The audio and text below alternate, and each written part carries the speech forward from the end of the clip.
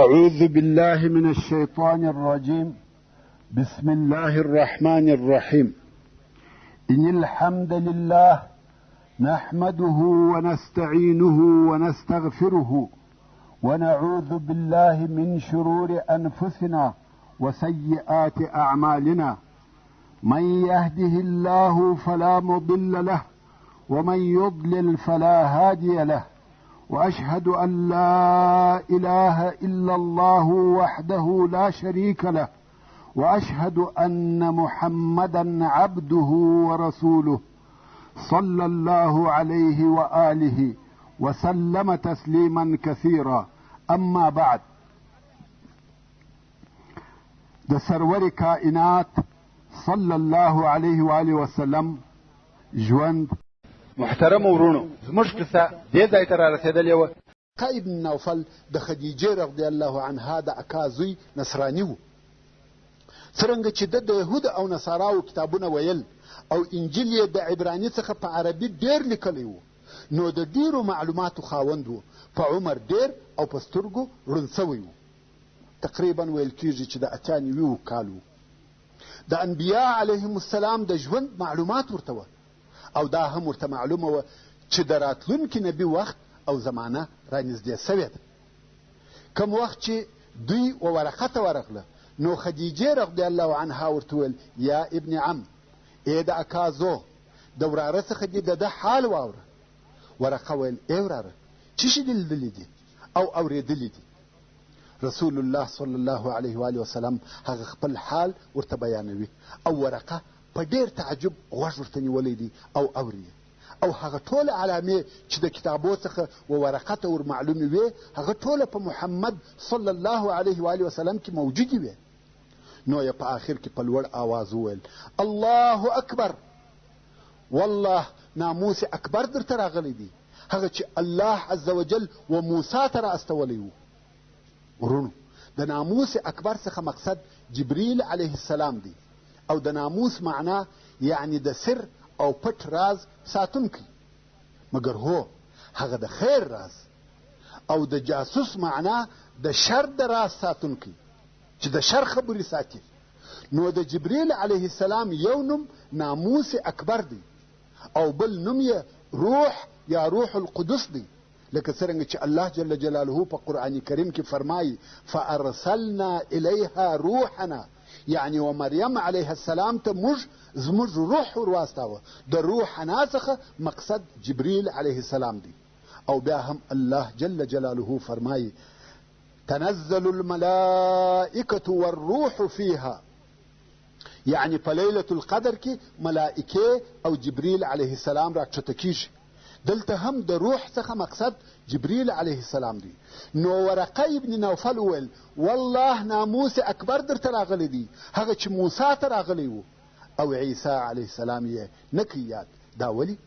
ځکه د ورقه دا عقیده نه وه چې عیسی علیه السلام نبي دی. ورونو، نصارا پر 3 قسمه دي.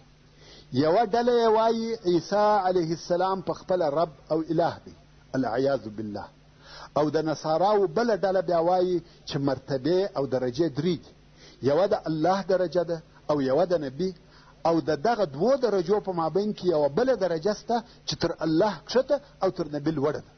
او عیسی علیه السلام په دغه درجه کې دی، چې د ورقه ابن نوفل عقیده هم داسې وه چې دا عقیده نه پوره شرک دی او نه پوره توحید دی. نو ځکه ورقه ابن نوفل عیسی علیه السلام نه کوي یاد، بلکې ویل دا هغه ناموس اکبر دی چې و موسی علیه السلام ته راتلی. او بیا دغه ورقه یوه عجیبه خبره وکړه. ویل: کشکې زه په هغه وخت کې ځوان وای چې ستا قوم تا د مکې څخه باسي، او ما ستا کومک کړی وای. رسول الله صلی الله علیه و آله وسلم په تعجب کې سو. ویل: ما د مکې د ښار څخه باسي؟ ما شړي؟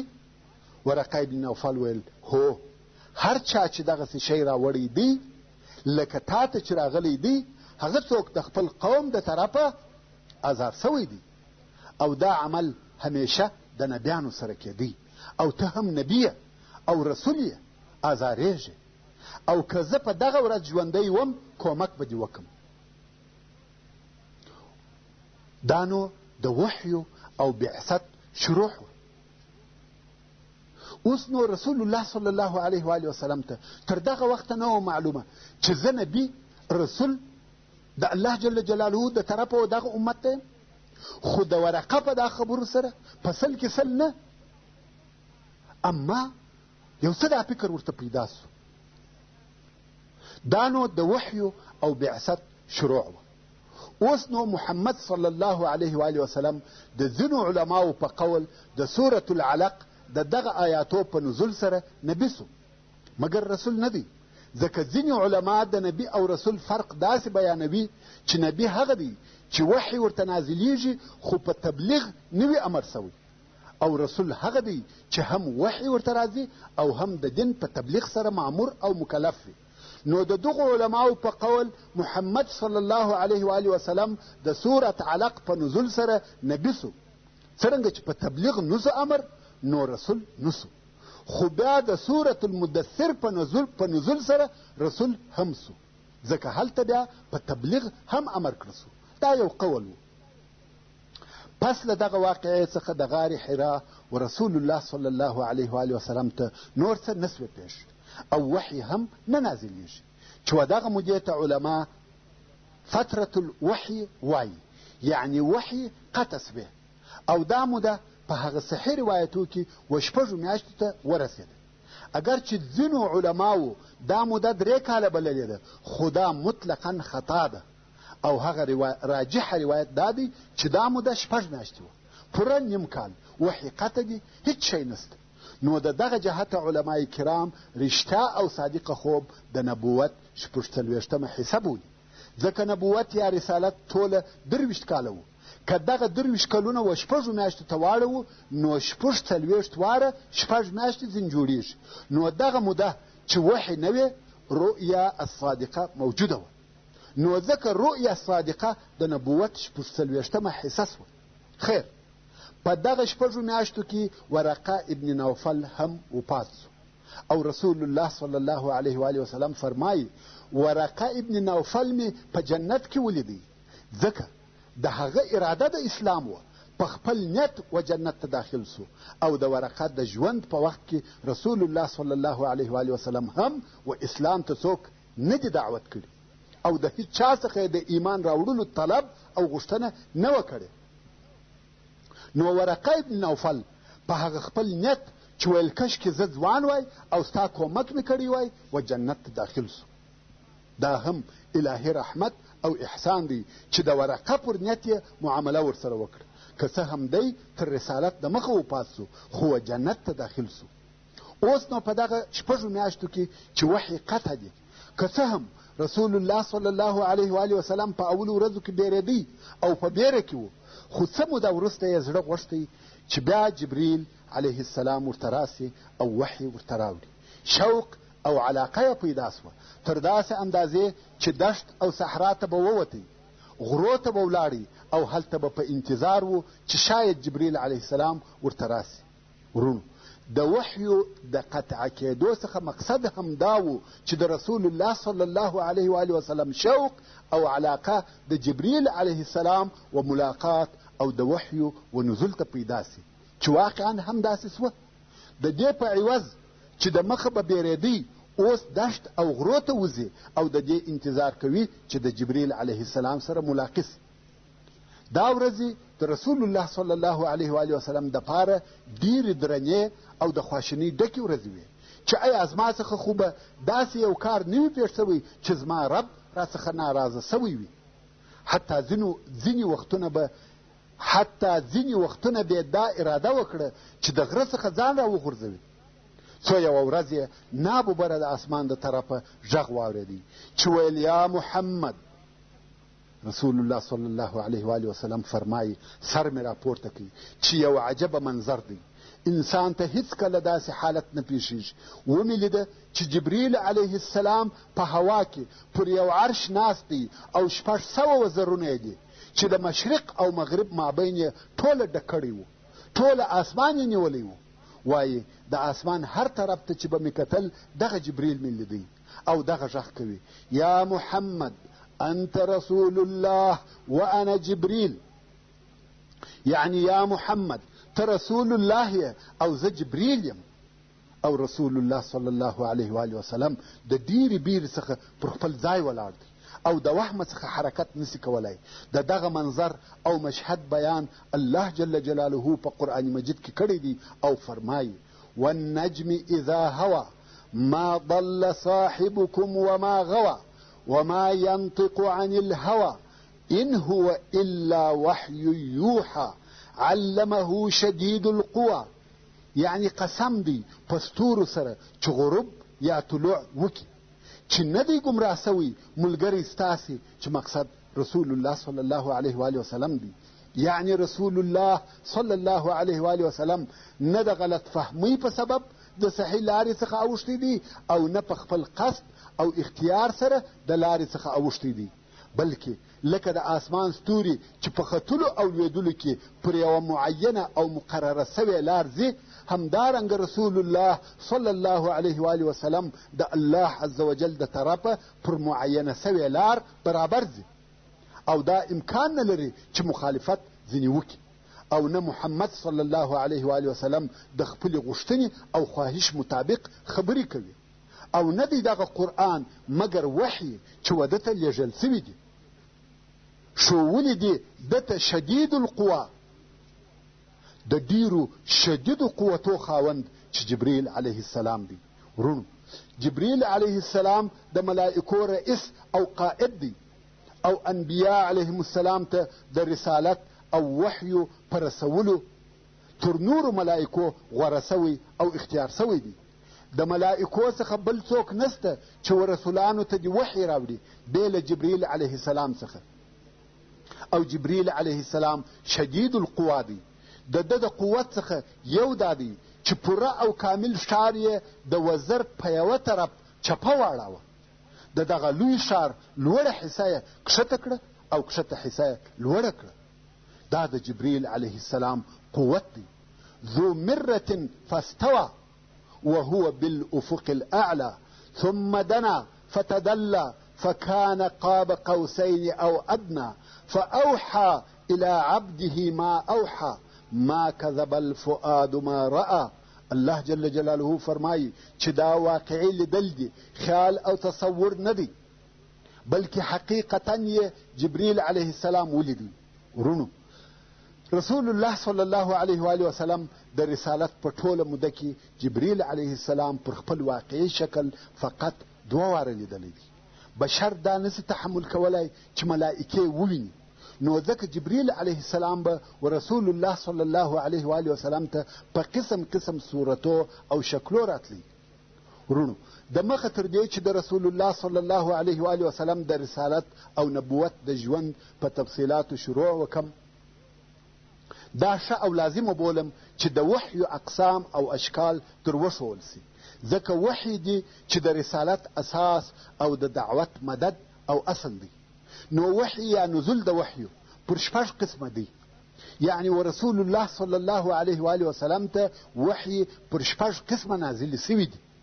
اول د خوب لیدل دي.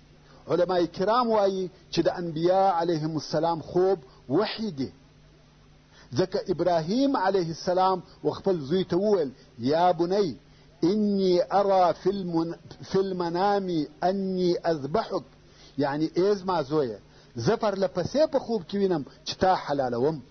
نو دغه خوب وحی وی.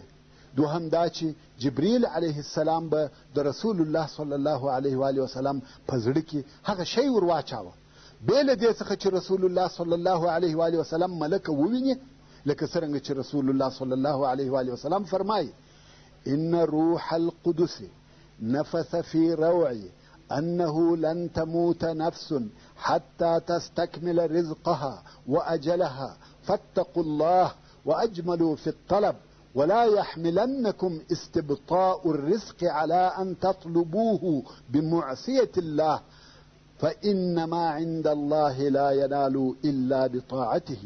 يعني روح القدس چې جبريل عليه السلام دی زما په زړه کې راواچول چې اصلا موږ ودغه ته الهام وایو. رسول الله صلی الله علیه و آله وسلم فرمایي الهام راته وسو چې هیڅ نفس تر هغو پورې نمري چې رزق او اجل یې پوره نسي، نو د الله جل جلاله څخه وبېرېږئ او د رزق په طلبولو کې سمه لار اختیار کړئ او د رزق طلب باید تاسې و دې ته مجبوره نه کړي چې د الله جل جلاله په معصیت او ګناه یې طلب کړي، ځکه هغه شی چې د الله جل جلاله سره دی بې له اطاعته د الله په بل شي نه حاصلیږي.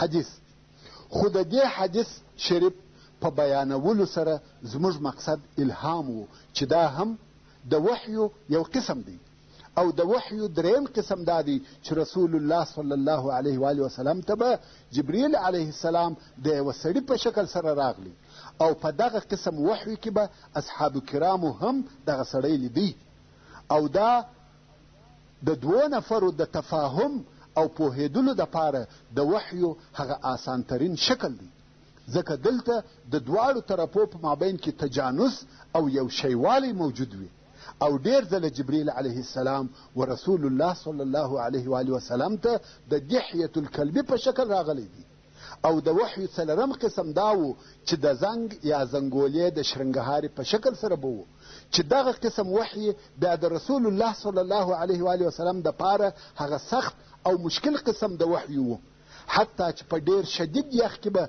پر رسول الله صلی الله علیه و وسلم خولې را بهېدلې او که به پر کم حیوان سپور و د هغه زنګنونه به پر مځکه کس وه. یو وخت به رسول الله صلی الله علیه و وسلم ته دغه قسم وحی نازلېدې او د رسول الله صلی الله علیه و وسلم زنګون د زید ابن ثابت رضی الله تعالی عنه پر زنګانه پروت و. زید رضی الله تعالی عنه وایي قریبه وه چې د دروندوالي په سبب مې زنګون په مځکه ننوځي او د وحیو پنځم قسم دا دی چې رسول الله صلی الله علیه و وسلم به ملکه په هغه خپل واقعي شکل کوم چې الله جل جلاله خلق کړی ده ولیده او دا قسم وحی و رسول الله صلی الله علیه و وسلم ته د ټول رسالت په موده کې 2 واره پیښې سوي دي، لکه الله جل جلاله چې په سورة النجم کې ذکر کړي دي او د وحی شپږم قسم هغه دی کوم چې الله جل جلاله د معراج په شپه تر آسمانو لوړ پر رسول الله صلی الله علیه و وسلم لمنځونه فرض کړه بې له واسطې بې له ملکې د پردې تر شا خطاب و او لکه د موسی علیه السلام سره چې په جبل طور کې 2 واره داسې وسوه چې د الله جل جلاله خبرې بې اورېدې او لیدې بې نه او دا هغه کامل ترین شکل او صورت د وحی دی.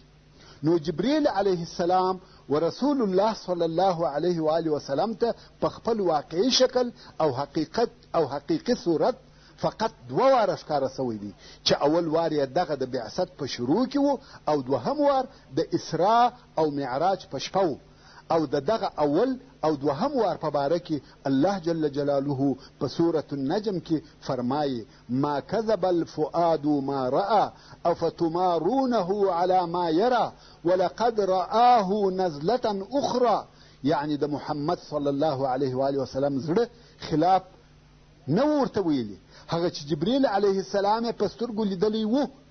آیا تاسو د محمد سره په دغه شي کې چې د لیدلی دی بحث او جنجال کوي؟ او خامخا محمد صلی الله علیه و وسلم بل وار بیا جبریل علیه السلام لیدلی دی. چیرې لیدلی دی؟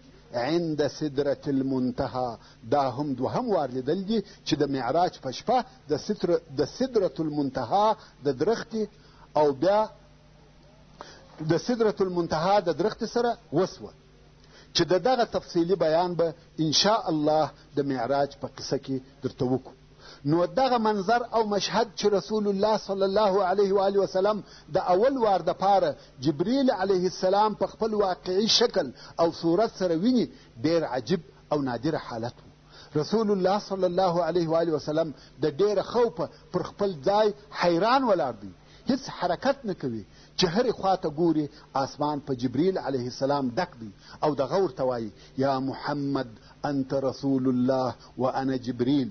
یو څه وخت دغه حالت و چې بیا جبریل علیه السلام د نظره څخه غائب سو او رسول الله صلی الله علیه و وسلم د ډیرې بیرې او خوف په حالت کې کور ته راغلی او ریږدي وایي زملونی زملونی پټ مې کوي پټ مې کوي او رسول الله صلی الله علیه و آله وسلم په بستر کې ځان پیچلی و چې جبریل علیه السلام وحی ورته راوړي او دا وارې د الله جل جلاله د طرفه رسالت ورته راوړي چې د سورة المدثر دغه آیاتونه نازل سوه. یا ایها المدثر قم فانذر، یعنی ای هغه څوک چې په کالو کې د ځان د وحیو د بیرې پیچلی دی، د خوب د ځایه ولاړ سه او خلق د الهي عذاب څخه وبېروه، چې دا د خلقو په بیرولو او انذار سره امر دی او د رسالت درنه وظیفه پر غاړه ورولوېده. وربک فکبر وثيابك فطهر والرجز فهجر ولا تمنن تستكثر، یعنی او خپل رب په لویي سره یادوه او خپل کالي دې پاک وساته، ګناه او بوتان پرېږده، یعنی ظاهر او باطن دې باید پاک وي او داسې احسان مه کوه چې بدل یې ډېر غواړې. الله جل جلاله موږ ته لوړ همت راښیي چې هر شی که مال وي که دولت که علم وي که لارښوونه، هر څه چې وچاته ورکوې دا نه ښایي چې د هغه عوض وغواړې. یوازې د الله جل جلاله پر ورکړه شاکر او صابر اوسه. ولربک فاصبر، او خپل رب ته صبر کوه، یعنی اوس نو ستا ازارېدل شروع سوه، خلک دې بې ازاره نه پرېږدي، ته باید صبر وکې. دا ټوله امت ته لارښوونه ده. کم شدائد او تکلیفونه چې د دعوت په لار کې تاسې ته پیښیږي، د هغه په مقابل کې د صبر او تحمل څخه کار واخلئ او پوسئ چې دغه عظیم الشان وظیفه د تبلیغ او دعوت بې زړورتیا او حوصلې، صبر او استقامته پای ته نه رسیږي. تر دغه وروسته د وحی نزول پرله پسې سو او همیشه وحی نازلېدی. او بیا د سورة المزمل دغه آیاتونه نازل سوه.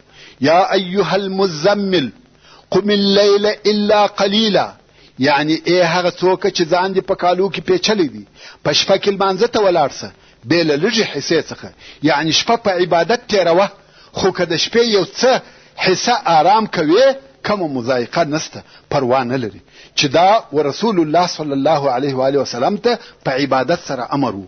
او بیا سورة الضحى نازل سو.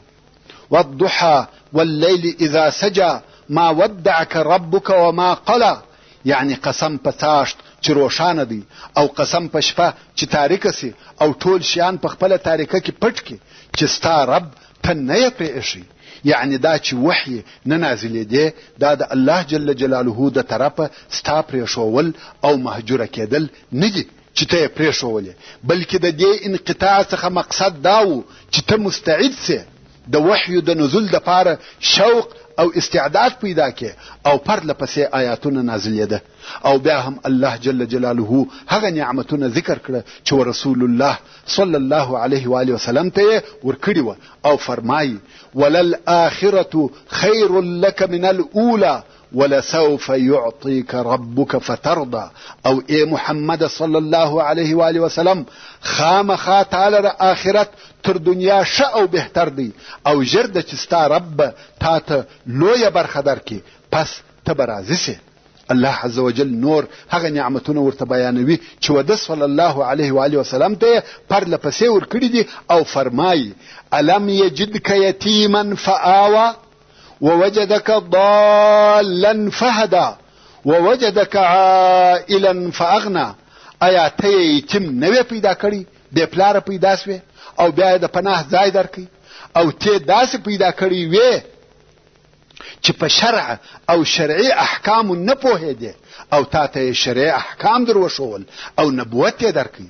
دلته ضلالت د انحراف او د لارې څخه د اوښتلو په معنا نه دی، بلکې د ضلال معنا د عبادت په طریقه نه پوهېدل او نه پیژندل دي چې څوک باید څنګه د الله جل جلاله عبادت وکړي. او ته فقیر یا مسکین پیدا کړې او بیا یې غني کړې، نو الله جل جلاله د دغه صورت په نزول سره ورسول الله صلی الله علیه و آله وسلم ته اطمینان ورکړي او هغه خپل نعمتونه او احسانونه یې ور یاد کړه چې تا هیڅکله ستا رب نه پرېږدي او نه دي مهجوروي، بلکې احسان یې هم در باندې کړی دی او نور یې هم در باندې کوي. ورونو، د توحید په متعلق هلته په جزیرة العرب کې تر رسول الله صلی الله علیه و آله وسلم د مخه نور خلق هم موجود و چې د الله جل جلاله پر وحدانیت او یووالي عقیده درلوده، مګر د دې خلقو عدد ډیر لږ و چې الله جل جلاله هدایت ورته کړی و. د دغه لږو خلقو څخه یو زید ابن عمرو ابن نفیل و، بل عثمان ابن حارث او بل ورقه ابن نوفل و. دغه درې نفره د بوتانو د عبادت څخه بیزاره او بد یې ځینې راتله، د مشرکانو د کارو څخه پتنګ وه چې دا هم تر بعثت د مخه وه.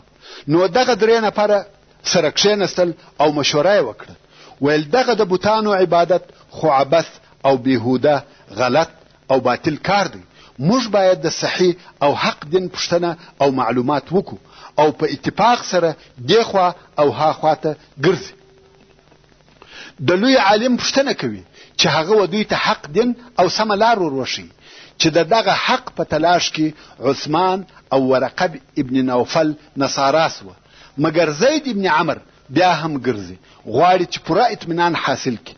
خلقو یو نفر وروښاوه چې دغه نفر لوی عالم دی او هغه عالم يهودي و. زید ابن عمرو وهغه ته ورغلی.